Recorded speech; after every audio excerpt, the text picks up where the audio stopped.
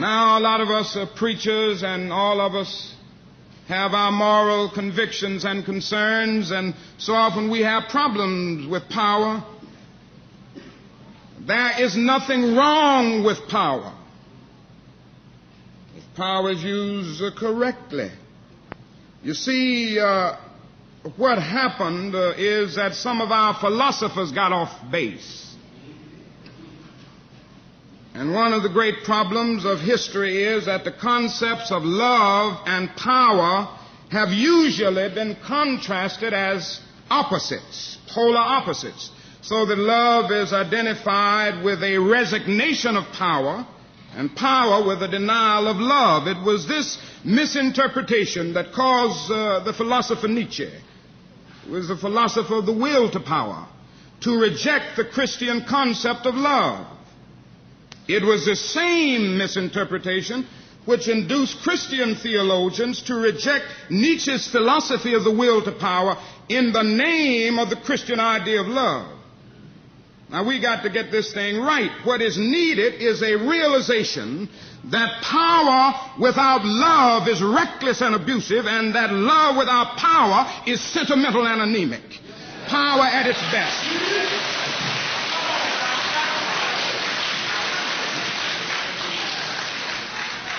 Power at its best is love, implementing the demands of justice, and justice at its best is love correcting everything that stands against love.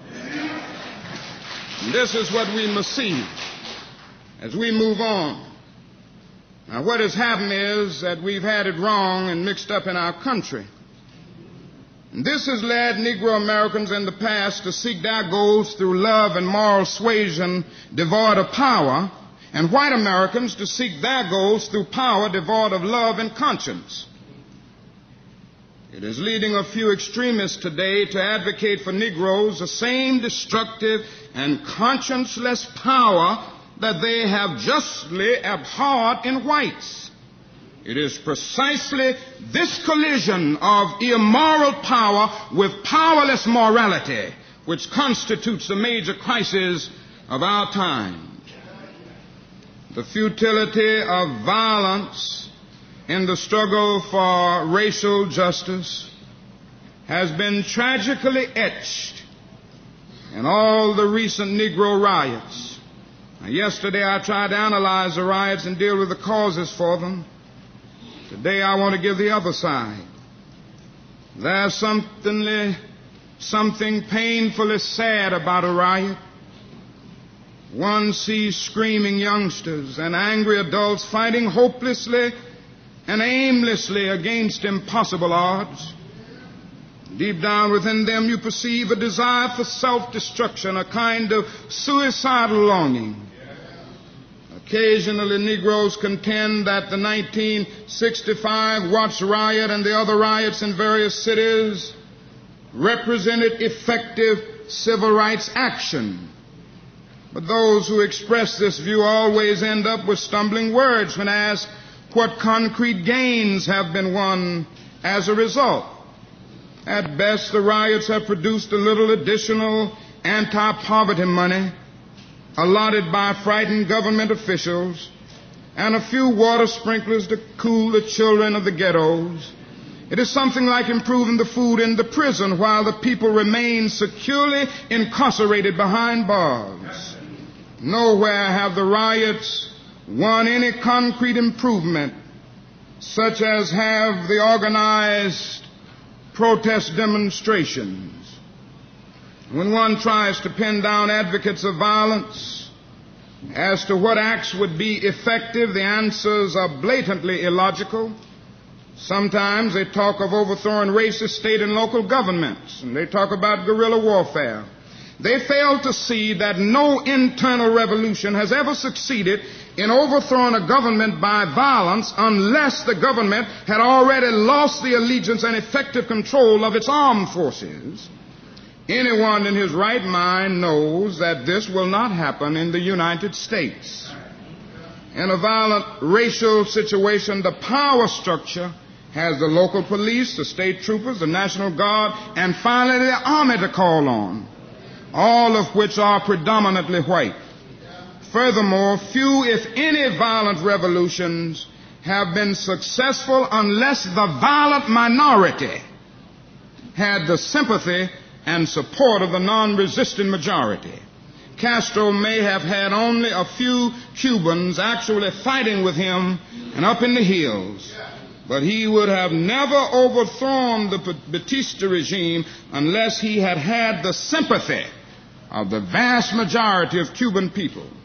It is perfectly clear that a violent revolution on the part of American blacks would find no sympathy and support from the white population and very little from the majority of the Negroes themselves. This is no time for romantic illusions and empty philosophical debates about freedom. This is a time for action. What is needed is a strategy for change, a tactical program that will bring the Negro into the mainstream of American life as quickly as possible.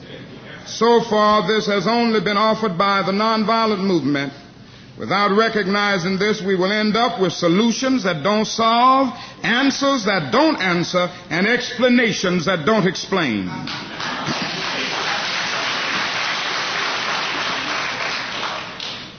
And so I say to you today that I still stand by nonviolence.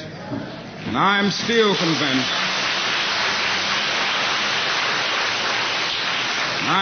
convinced that it is the most potent weapon available to the Negro in his struggle for justice in this country.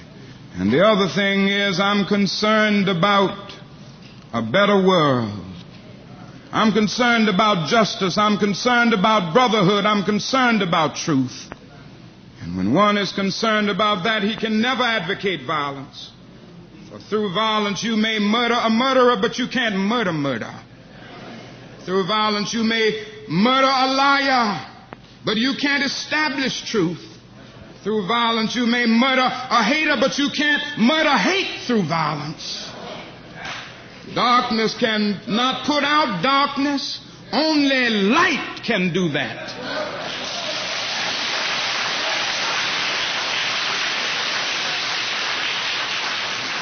And I say to you, I've also decided to stick with love. But I know that love is ultimately the only answer to mankind's problems. And I'm going to talk about it everywhere I go. I know it isn't popular to talk about it in some circles today. And I'm not talking about emotional bosh when I talk about love. I'm talking about a strong, demanding love. But I have seen too much hate. I've seen too much hate on the faces of sheriffs in the South. I've seen hate on the faces of too many Klansmen and too many white citizens, counselors in the South, to want to hate myself, because every time I see it, I know that it does something to their faces and their personalities. And I say to myself that hate is too great a burden to bear. I have decided to love it.